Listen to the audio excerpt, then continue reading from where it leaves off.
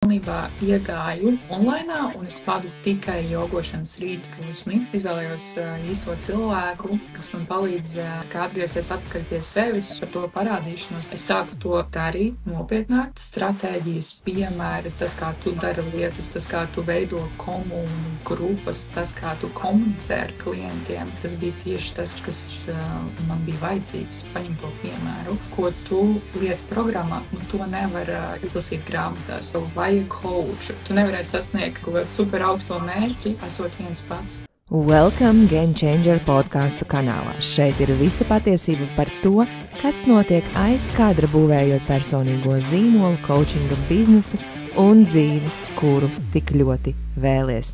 Es esmu Diana Kudrāšova, mindset coach, un pēc vairāku gadu kāpumiem un kritumiem pakalpojumu biznesa veidošanā es vēlos dalīties ar domāšanas un biznesa stratēģijām, kas tev palīdzēs atšķirties no citiem tirgus spēlētājiem, kļūt par savas nozares līderi un veidot to dzīvi un biznesu, kuru tu patiesi vēlies. Ļoti tieši, ļoti atklāti par to, ko citi neuzdrīkstas pat padomāt. Izbaudi šodienas epizodi, klausies līdz galam un saņem dāvanu.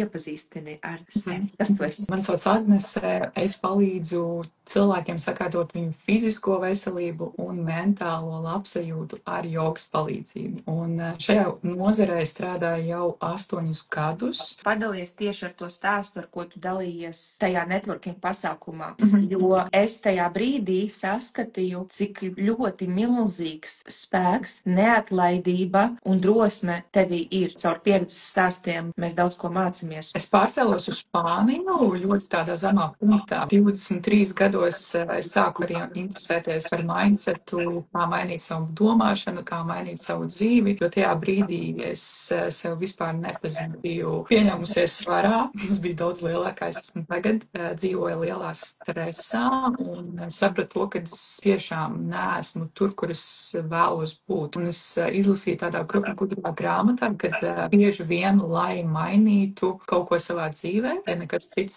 nepalīdz, tev ir jāmaina vide. Un es izdomāju pārvākties uz dzīvi uz Spāniju. Protams, 23 gados es esmu bez nepabeigtās augstākās izglītības, bez naudas. Es meklēju visas iespējas, kas varētu būt tas, ko es varētu darīt Spānijā, un es atradu darbu kā auklīte. Un es pārcēlos uz Spāniju, sāku strādāt par auklīti. Tur arī gāja interesanti, bet tā bija vērtīga pieredze. Pēc apmēram 1,5 gada es atradu darbu kā angļu valodas skolotāja, jo man bija izglītība valodniecībā. Paralēli auklītes darbam es sāku strādāt pamazām par angļu valodas skolotāju, pēc tam aizgāju pilna laika angļu valodas skolotājas darbā. Tad, dzīvojot pie savas au pair ģimenes, man iepazīstināja mana mamma, es tik aužu mamma, bet mana Spānijas mamma ar fantastisku sievieti. Viņa stāstīja to, ka viņa sāks kursu vadīt nodarbības jogas pasniedzējiem. Un tajā brīdī es biju izšķirusies ar savu puisi Spānijā, un man bija tāds viss, es mainu atkal savu dzīvi.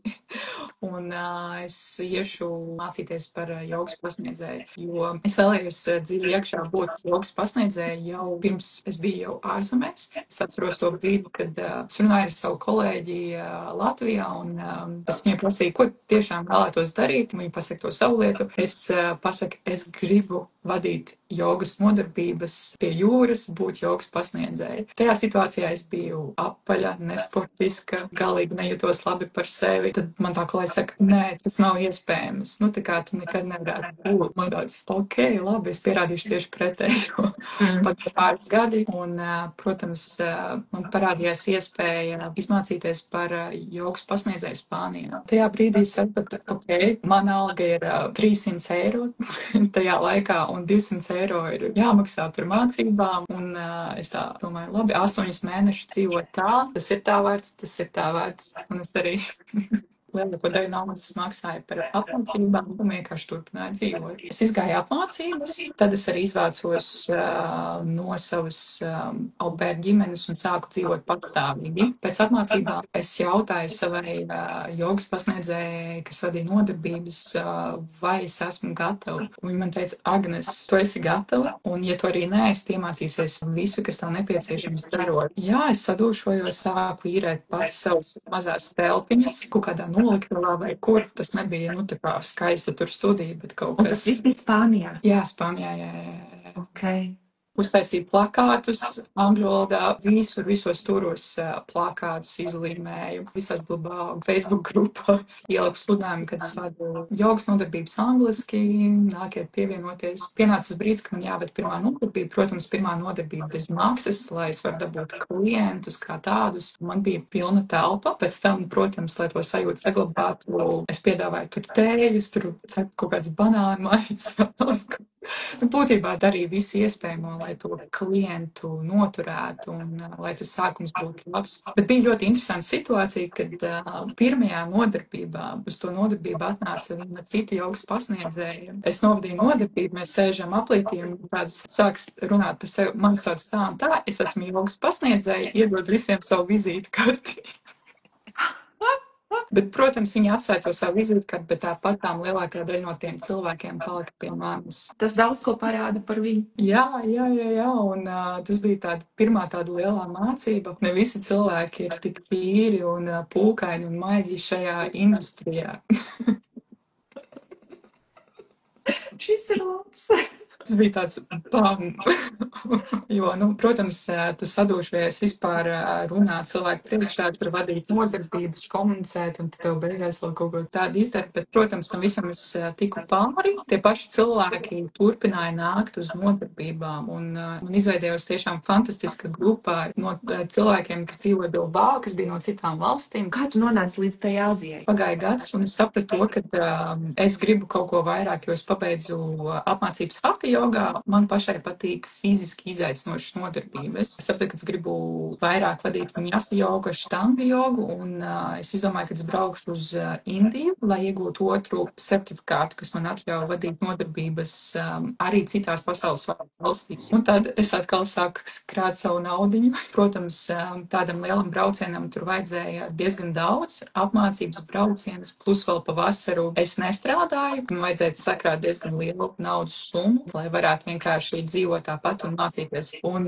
pagāja tas gads, es sakrāju, es aizbraucu, es izgāju apmācības Indijā. Pēc tam atbraucu atpakaļ, pagāja vēl viens gads, un es sapratu, ka es esmu gatava. Tās vasaras, kad man ir tie brīvie mēneši, vienkārši meklēju opcijas, kuras var vadīt nodarbības ārzemēs. Ir tāda mājaslapā Yoga Trade, un caur šo mājaslapu piedāvā dažādas pozīcijas, dažādas iespējas jogas pasniedzējiem vadīt nodarbības ārzemēs. Tur es pieteicos uz vairākām opcijām. Pirmā no tām opcijām bija nodarbību vadīšana sērfa nometnē. Tur es nostrādāju mēnesi, un pēc tam es dabūju darbu kā jogas pasniedzēju hotelī Laosā, tas ir Āzijā. Tā bija tāda, arī, wow, man likās, ka tas īstenībā var būt tik vienkārši uzrakstīt, saņemt to piedāvājumu, sazvanīties un jau pirkt biļetes un braukt. Tu reāli pati klauvējies pie durvīm, metaforiski runājot, nevis gaidot, ka tevi kaut kur kaut kas pasauks. Pirms Covida es atgriezos atkaļ Latvijā un pilnībā sāku visu no nulles. Un, protams, es uzrīkstējos turpināt savu karjeru un pelnīt naudu ar jogas nodarbību vadīšanu. Šogad laikā es esmu vadījusi nodarbības uzņēmumos, strādājusi ar klientiem individuāli, turpinājusi vadīt grupu nodarbības, vadījusi nodarbības arī online. Un dotajā brīdī es vadu online jogošanas rītrosmi. Sākot no 6:30 līdz 7, tā ir pusstunda katru darba dienu. Dievs, tu katru dienu parādies online? Jā. Ok, man nav komentāru. To darot, es pati jūtos arī labāk. Es zinu, ka tas man ir vajadzīgs. Tas man dod arī kā nodarbību vadītājai disciplīnu, tas man dod stabilu režīmu, man ir vairāk enerģijas, esmu daudz produktīvāka, un es redzu to pašu arī savos klientos. Vai tev ir bijušas situācijas, ka tev nav cilvēku, nav grupas, kaut kas nesanāk? Jā, protams, tādi brīži ir daudz. Tajos tieši brīžos, man liekas, tā dzīve tev testē, kā tu tiec galā ar to momentu. Vai nu tu no tā mācies, vai arī nē, vai tu pieņem, ka var būt tāds brīdis. Esmu bijusi pie fantastiskiem jogas pasniedzējiem, tiešām ļoti labiem, un esmu bijusi vienīgā tur. Tas vispār nenozīmē, ka tu esi labs vai slikts jogas pasniedzējs. Daudziem sanāk uztvert to personiski, bet tas neko nepasaka par tevi. Domā, kāpēc tā ir sanācis? Kā šī situācija var kalpot man? Ko es izdarīju vai neizdarīju pietiekoši labi, lai cilvēki nāktu? Tā ir daļa no uzņēmēja darbības, kā tev ir jāsaprot, ka būs mirkļi, ka tev nebūs cilvēki, būs mirkļi, ka tev nebūs nauda, būs mirkļi, ka tev būs daudz naudas, daudz cilvēku. Viss ir atkarīgs no tā, cik ātri tu piedalies tajā brīdī, tad, kad tā nav nekas.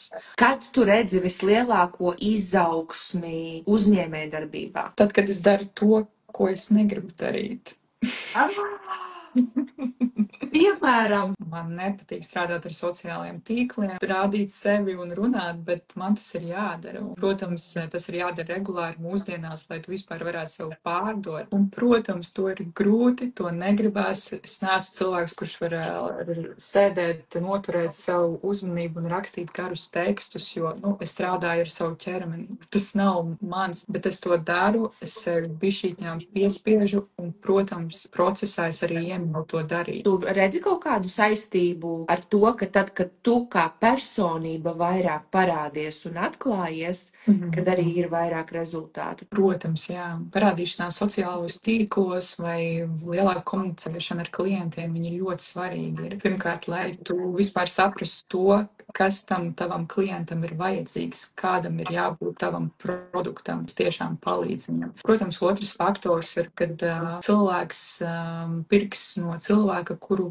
viņš pazīst. Es biju pazaudējis to savu dzinuli, to savu drosmi. Tas, ko tu runāji par savu pieredzi, man likās, wow, kur ir nodzisusi tā dzirkstele, ne tā jauda. Jā, es tev pilnībā piekrītu. Es zināju, ka es vēlos to tā būt atpakaļ. Pirms es pieteicos tev, es arī sāku iet cauri tādam personīgajā dzīvē, tādam smagam periodam cauri, bet es zināju, ka es vēlējos turpināt ieceļu uz priekšu, domāt par nākotni, strādāt ar sevi, fokusēties uz to, ko es daru. Pirms es pieteicos uz coachingu, man bija tāds, vai nu būs baigi labi, vai būs kaut kāds skams, jo, zin, kāda ir coachiem tā sliktā reputācija no citiem cilvēkiem. Protams, es vēlējos coachu, kurš vispār ir biznesā, kurš strādā ar online produktiem, kurš strādā ar online klientiem un kurš vispār spēj nopelnīt to naudu pats. Kāds bija tavs ceļš pie manis? Es tev biju ievērojis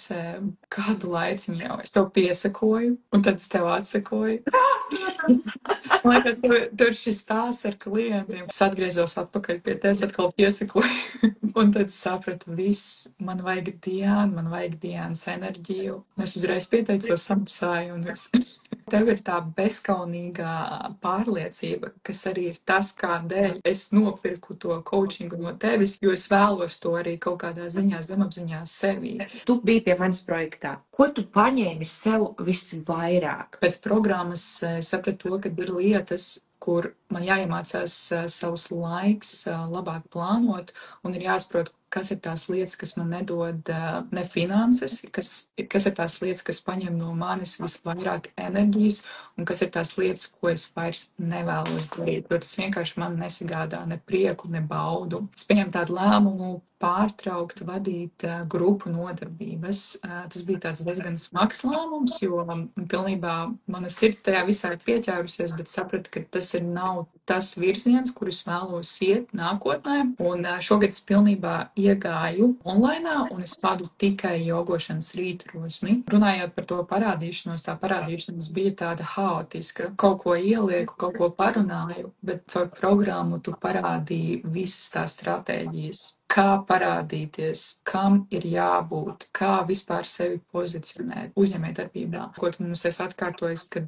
jāmācās pārdot ar savu personīgo brendu, ir jāparādās, ir jākomunicē ar cilvēkiem, ir jāveido kopiena. Es sāku to darīt nopietnāk, un es pārdodu būtībā tikai ar sevi. Tas bija tieši tas, kas man bija vajadzīgs. Paņem to piemēru. Ļoti, ļoti daudz stratēģijas piemēra, tas, kā tu dari lietas, tas, kā tu veido komunu, grupas, tas, kā tu komunicē ar klientiem. Tas, ko tu liec programmā, to nevar izlasīt grāmatās, to nevar noklausīties kaut kādā Spotify podkāstā, jo tev ir ļoti unikāls skatījums un redzējums. Un tad ir tā, es klausos tevi vai eju cauri prezentācijām, man tāds, ok, par šo es vispār neiedomājos. Coach, kurš maina cilvēku no iekšienes. Bet tas nenotiktu, ja tu nedarītu darbu. Jo tu biji, man liekas, katrā sazvanā. Mums vēl šīs grupas ietvaros bija 1-pret-1 sazvani, bija klātienes tikšanās. Tu parādījies, tu prasīji coachingu, tu uzdevi jautājumus, tu dalījies, tu biji ļoti atklāta un patiesa. Un tas, ko es pamanu, cilvēki, kuri jautā un ir aktīvi, viņi saņem labākus rezultātus nekā tie, kas,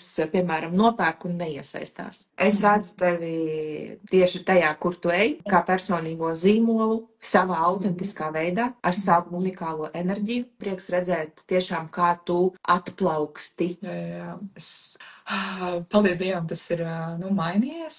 Es izvēlējos īsto cilvēku, kas man palīdz atgriezties atpakaļ pie sevis. Jā, tu esi mainījis. Man tiešām patīk ar tevi komunicēt. Es atceros arī pēc coaching saziņas.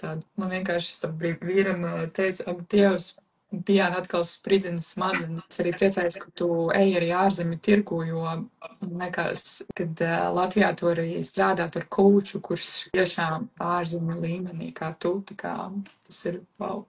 Es vienmēr smeļos to enerģiju no tevis, un tā ir tāda laba zīme, zin kā, tad, kad jūties vēl vairāk enerģiju no cilvēka sarunās, nāk, kur tu komunicē, tad tas ir fantastiski. Manuprāt, ja tu jūties tā kā iestrēdz dzīvē, es atceros, pirms es pieteicos pie tevis, man bija tā sajūta, ka es vēlos kustēties uz priekšu, bet es nevaru. Un tā sajūta, ka tu gribi, bet tu esi tā kā iestrēdz, un tev jāsaprot to, ka nevienmēr tu viens pats vari spērt to nākošo soli. Tev vajag palīdzību no citiem cilvēkiem, tev vajag coachu, tev vajadzēs investēt sevī, tev vajadzēs investēt savā biznesā, lai to attīstītu. Savādāk, nekas nekustēsies uz priekšu. Tu nevarēsi sasniegt, kaut kādu super augsto mērķi, esot viens pats. Paldies, ka noklausījos šo epizodi. Ja šis podcasts rezonēja, lūdzu, spied laiku, raksti komentārās savus insights un noteikti dalies šajā ar tiem, kas arī vēlas zināt, kā uzbūvēt spēcīgu personīgo zīmolu, pakalpojumu biznesu un vienkārši forši dzīvot. Es vēlos tev dāvināt bezmaksas lekciju Mindsets un enerģija aiz tava biznesa. Droši meklē linku aprakstā un reģistrējies, lai to saņemtu. Paldies un tiekamies nākošajā epizodē.